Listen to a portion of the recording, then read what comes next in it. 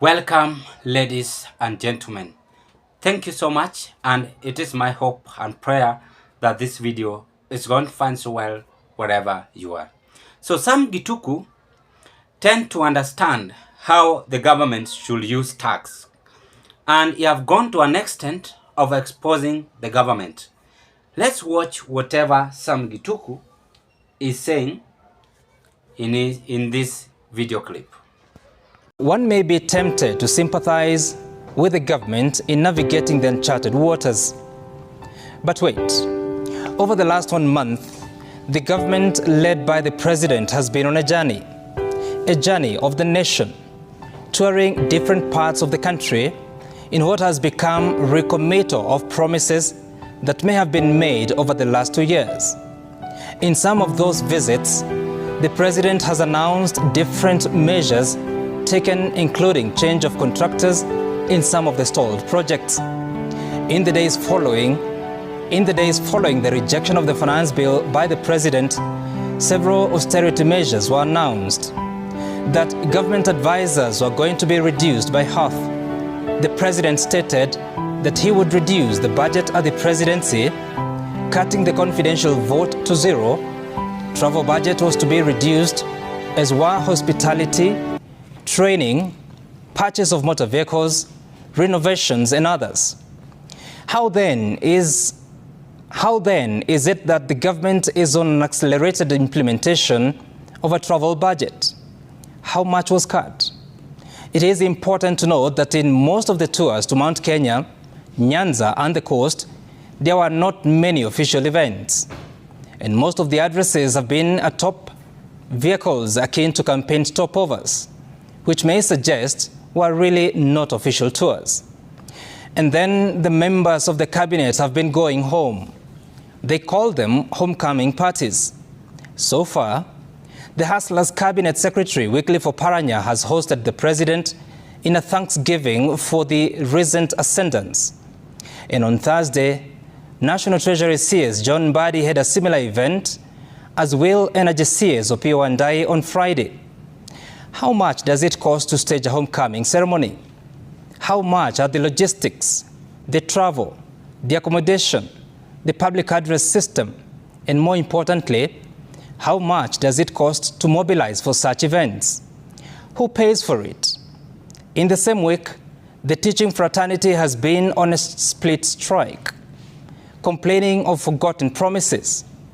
Just last week, National Treasury CS John Mbadi stated that there were no resources to convert the JSS intern teachers into permanent employees, that the government was short of some 13 billion shillings to honor the pledge, which had been repledged by the president when he signed the Supplementary Appropriations Bill on the 5th of August. That law allocated 18.7 billion shillings for the JSS teachers. There's now a new promise that the conversion will happen in January 2025.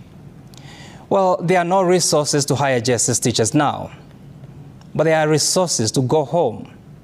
Teachers may be home, learners too may be home, and CSs are coming home too. What is the actual cost of essential services? And what is the actual cost of luxury? And when in a dilemma, faced with scarce resources in the face of competing needs, among them striking workers, what should be the sensible thing to do? Do you hire advisors to advise you? What should austerity mean? And that is my sense tonight.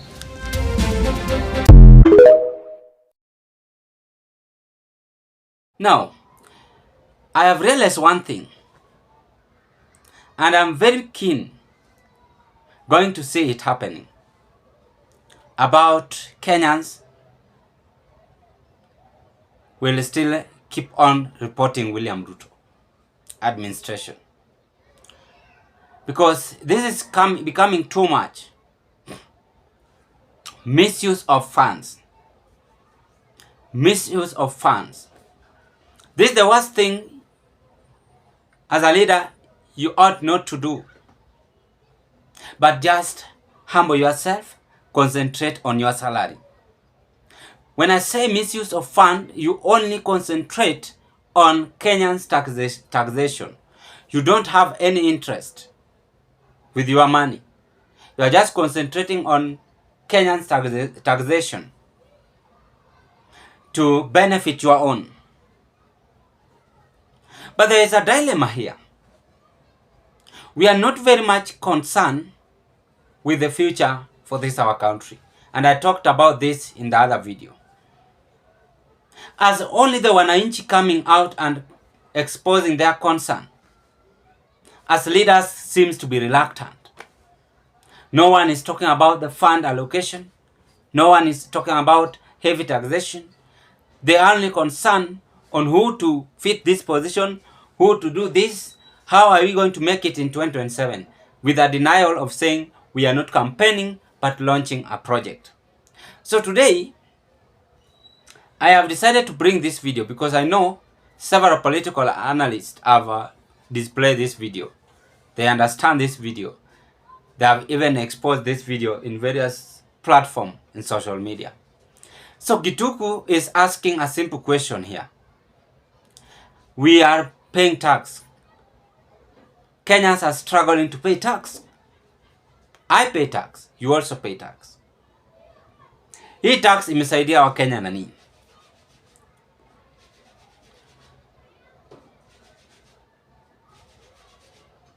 This is unbelievable.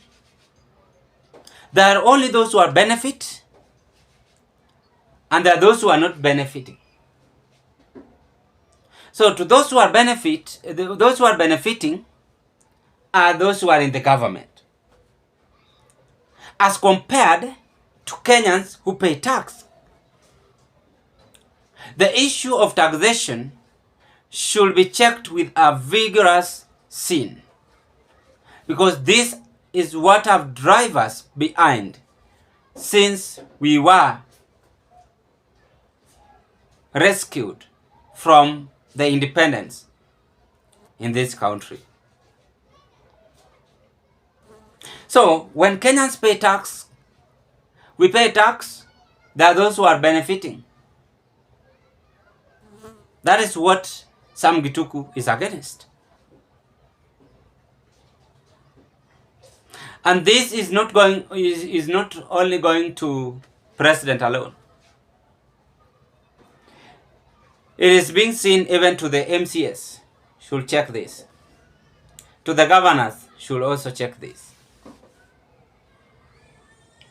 Because there is nowhere to hide but speak the truth. You as a leader, why must you just have interest on misusing Kenyan's taxation? Kenyan's taxpayer. And what is your aim? Do you have any agenda based on your dream and vision to this our country? So things are not happening, are not going well so far. As even the Citizen TV group members, journalists, are against this. The other day we saw Yvonne Okwera questioning the government. So there is no time to lie, but just to speak the truth. This is a shocker. And I want to appreciate those who are also watching every step which is being made by the government. Let us not just laugh every now and then 24 hours, but we must check what is the legacy we will leave behind to this our country. What is the legacy I leave behind? What is the legacy you're going to leave behind? Rather than claiming that you have done this, yet you've not. And this is wrong. If any person have intended to take Kenyan's tax illegally, misusing the fund, and even supporting himself with, then you are on a very wrong side. That is a curse, and you can't succeed yourself in this life. So simple question. Since President in the office, he took power almost now 1 and 2 years. Kenyans are just struggling. Kenyans are struggling. There are videos clip in social media exposing how Kenyans are doing whatever they are doing, whatever they are saying. No one is considering about this. They are not taking things serious. Kenyans have talked about tax. No one is considering. Kenyans have talked about what to be done as a leader. No one is caring. Watch how you handle the people you are ruling. That is Sam Gituku today. Tomorrow will be another Sam Gituku, exposing and speaking the same scenario. What have we done to the leaders in this country? They can't even use Kenyans' tax to grow our country. I ask you, why are we just concentrating on loan? Why don't we use our money to build ourselves rather than it depending on tax or loan so much? I rest my case at this point. If you never watched this video, or if you never subscribed to this YouTube channel, I request you subscribe, like my videos, watch, share, and give us your opinion. And to the members, I want to appreciate you so much for your support. I don't take it for granted. God bless you. God bless Kenya. Bye bye. I wish you all the best.